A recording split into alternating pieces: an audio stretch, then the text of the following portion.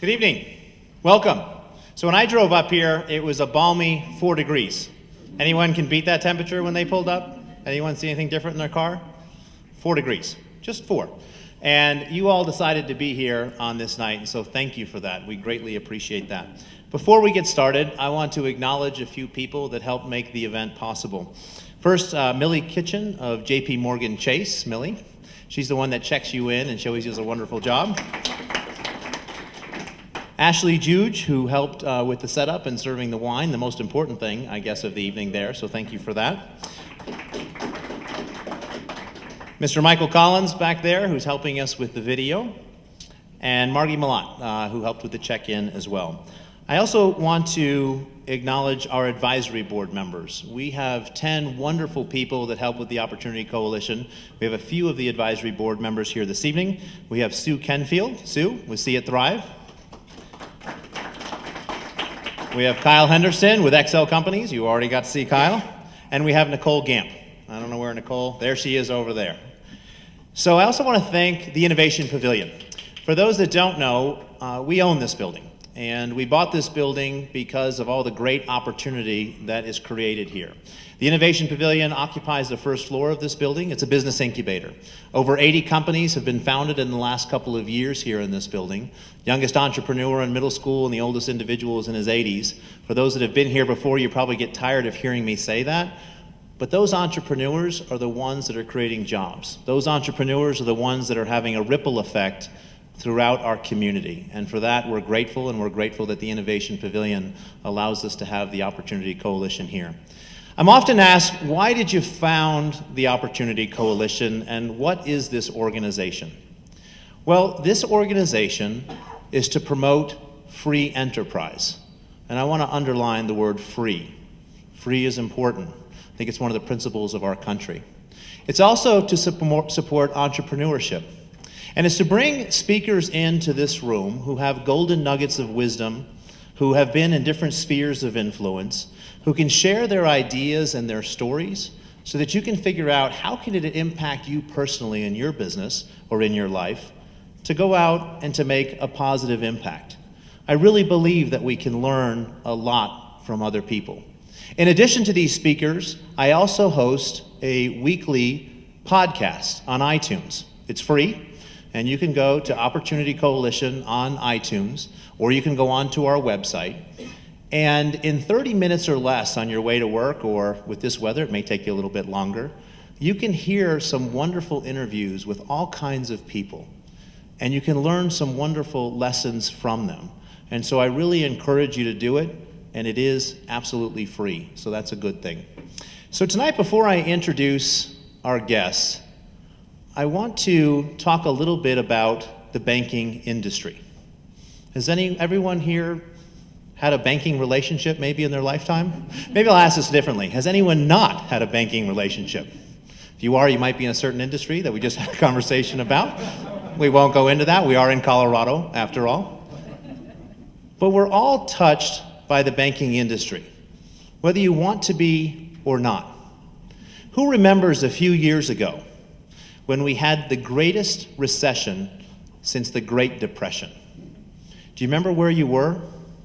Do you remember what it was like? I do. You see, we buy vacant commercial real estate buildings. And there were a few after the crash, but we also bought several before the crash. And I remember all types of banks and financial institutions crashing around us. I remember articles that said, should we still be following this system of capitalism in America? Does that make sense? I remember our federal government stepping in to take control of companies that were too big to fail. Think about that for a second. Talk about a fundamental shift in American society for the federal government to believe that its role was to come in and save certain companies, to pick winners and losers at the end of the day.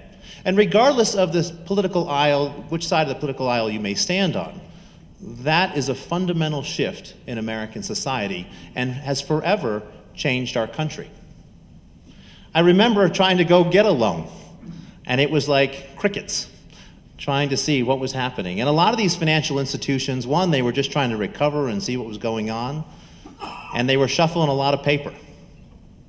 And you think about the lifeline that banks have in our country.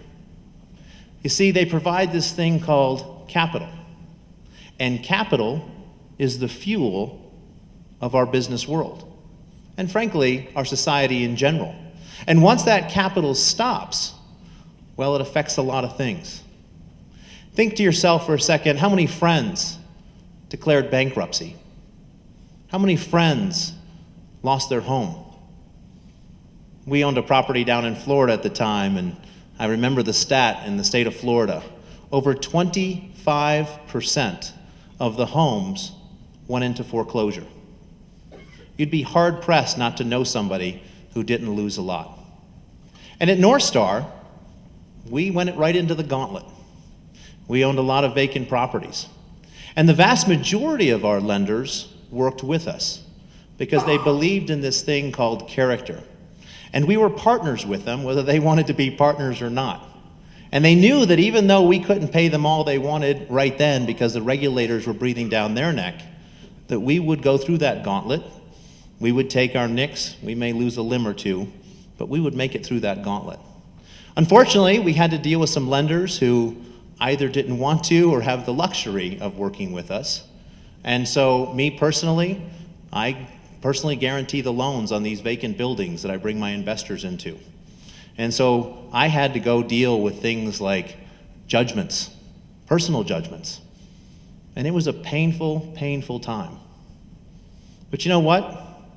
I wouldn't give it up for anything. A lot of people say, what are you, crazy? You have a judgment on your record, or you had to write these checks to these lenders. I wouldn't trade it for anything.